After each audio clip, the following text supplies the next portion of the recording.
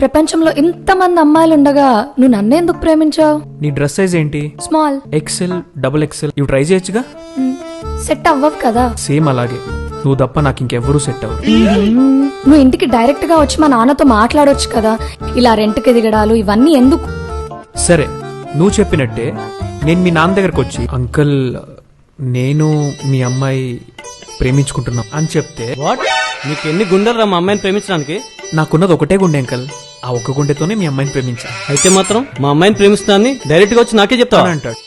మీ అమ్మాయిని ప్రేమిస్తున్నానని మీకు చెప్పక పక్కింటోళ్ళకి ఎదురింటోళ్ళకి చెప్తే బాగోదు కదా. కుర్రోడు కత్తిలా ఉన్నాడు, ఒప్పేసుకోవచ్చు కదండి. నువ్వు ఉండు, నేను మాట్లాడుతున్నా కదా. అయినా నీది ఏ కులం ఏ మతం? ఎవడో దారిని పోయే గొట్టంగాడు వచ్చి మా అమ్మాయిని ప్రేమిస్తానంటే పెళ్లి చేసేయాలి వాడికిచ్చి. కొట్టంగాడా? మా కులాలు వేరే అవ్వచ్చు కానీ మాలో ప్రవహించే రక్తం మాత్రం ఒకటే అంకల్.